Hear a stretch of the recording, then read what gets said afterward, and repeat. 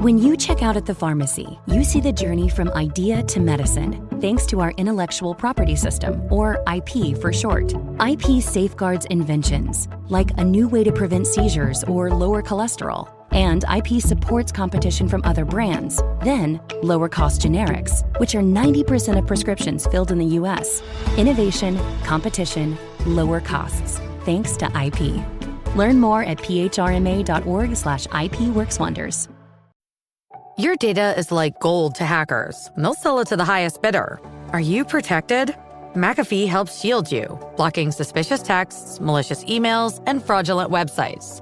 McAfee Secure VPN lets you browse safely, and its AI-powered text scam detector spots threats instantly. You'll also get up to $2 million of award-winning antivirus and identity theft protection, all for just $39.99 for your first year. Visit McAfee.com. Cancel anytime. Terms apply. This is Optimal Living Daily, How to Prioritize by Steve Pavlina of stevepavlina.com. And I'm Justin Malik, your personal narrator, reading to you every day of the year.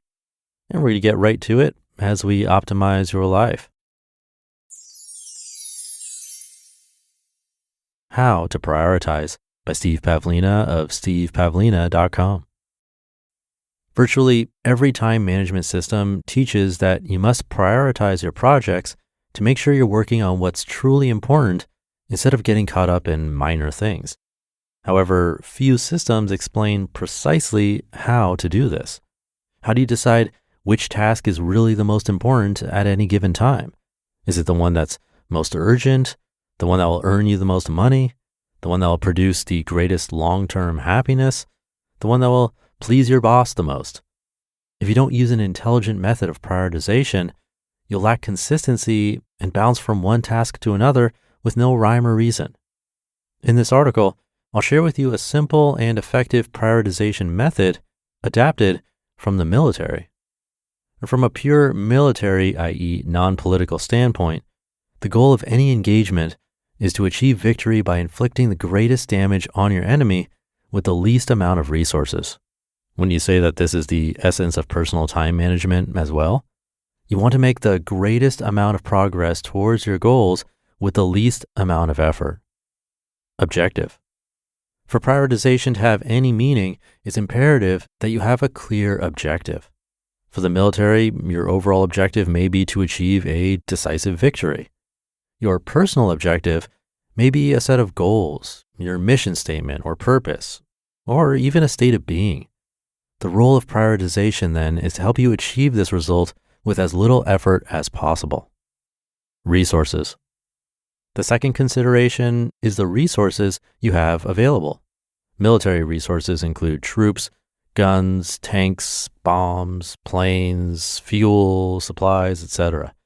Your personal resources include time, money, your social network, your physical energy, and so on.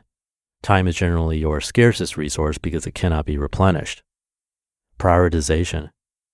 In order to prioritize intelligently, we need a method that tells us how to evaluate projects in terms of their overall importance. Which projects will help us achieve our objectives most efficiently? CARVER.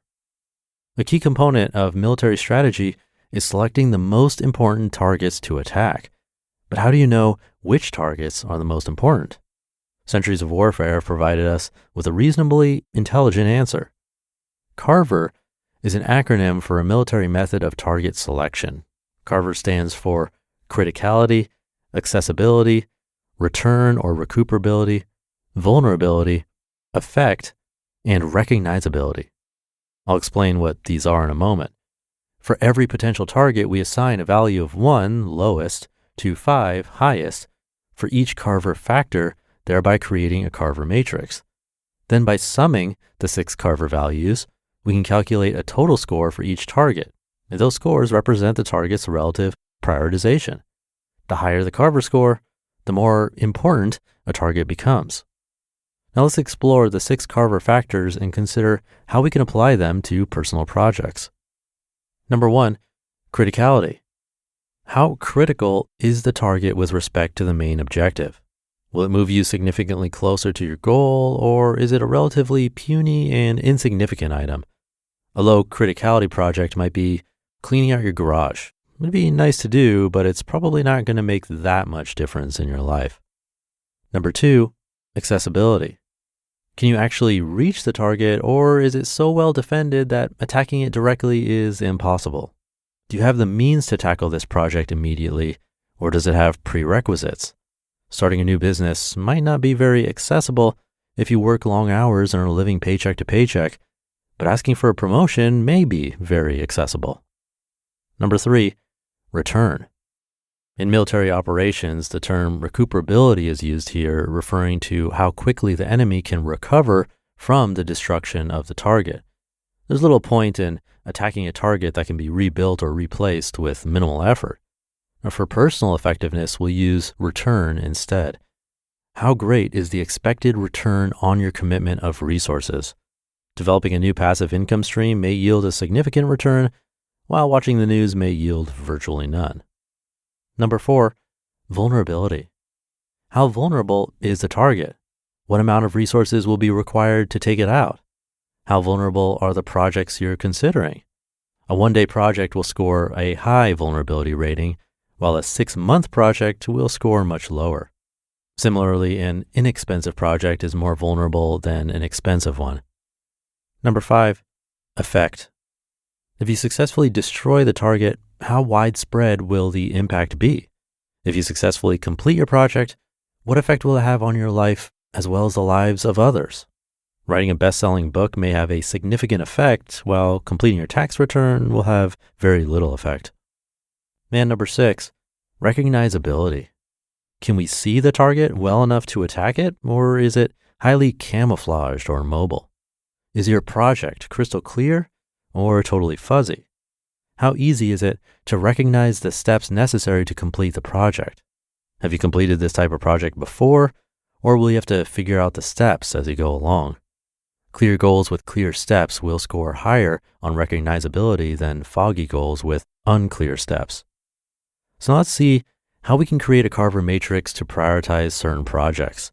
The 1 to 5 rankings for each factor are simply for the sake of example, so your own rankings may vary. And keep in mind, these rankings are all relative to your primary objective, mission, or purpose. So for example, you might have write a book with a criticality of 5, accessibility of 3, return of 3, vulnerability of 1, effect 5, and recognizability of 3 for a total of 20. Or start a blog with a criticality of only 2, accessibility of 5, return of 2, vulnerability of 5, effect 4, and recognizability of 4 for a total of 22, 2 points higher. And maybe make new friends with a criticality of 4, accessibility of 2, return of 5, vulnerability 3, effect 3, and recognizability of 1 for a total of 18. The numbers tell the story. According to our Carver matrix, the most important project to tackle next is to start a blog. While it's among the least critical items and won't necessarily produce a great return for the time invested, it's relatively easy and straightforward to do. Next comes writing a book, which is a more critical long-term project, at least for our arbitrary person making these evaluations, but it will also require a lot more effort to achieve. The worst project is making new friends, its main drawbacks being that it's too fuzzy and ill-defined, so it might be wise to replace that one with a more specific project. Even though we're just using simple addition instead of a more complex weighting of these factors, Carver does a fairly decent job of spitting out an intelligent prioritization of projects. It's really good at depicting which projects are worth the effort and which aren't. It also shows when you should tackle a piece of low-hanging fruit versus initiating a really big project. I used Carver often when running my computer games business. For example, my Carver matrix suggested it'd be wise to release an add-on for my top-selling product instead of creating a whole new game from scratch. Although the add-on wasn't going to sell as well as a new game, it was a fairly straightforward 2-week project that produced solid results. Feel free to adapt the basic concept of Carver to your specific needs. You can assign extra weight to certain factors as well as introduce additional factors like enjoyment or financial payoff. Just be careful not to get carried away. The point of Carver is to select a reasonably intelligent project and then get into action. Don't lose yourself in hours of analysis paralysis. For group decisions, you can even have each team member create their own Carver matrix and then average the results. You'll quickly discover whether the team leader and team members are on the same page. By using a simple system like Carver, you'll know which projects are important enough to deserve your attention and which are, relatively speaking, a waste of your time and energy. You'll benefit from greater consistency in decision-making and better results for your efforts. You just listened to the post titled How to Prioritize by Steve Pavlina of stevepavlina.com, and I'll be right back with my commentary. As a small business owner, you never clock out, and neither does LinkedIn Jobs. While you're running your business, LinkedIn Jobs is running a powerful search for your next great hire. We've been lucky finding our team here at Optimal Living Daily, and I think LinkedIn Jobs would have taken luck out of the equation, finding us the best quickly. Post your job for free or pay to promote, and let their intelligent matching system connect you with candidates who align with your company's needs. Their new feature helps craft the perfect job description in minutes, putting your opportunity in front of qualified talent that matters. Want to amplify your reach? Add a hashtag hiring frame to your profile picture to double your qualified applicants, or upgrade to a promoted post for 3 times more qualified candidates. The results speak for themselves. Approximately 72% of small and medium-sized businesses on LinkedIn say that LinkedIn helps them find high-quality candidates. Post your job for free at linkedin.com/selection. That's linkedin.com/selection to post your job for free. Terms and conditions apply.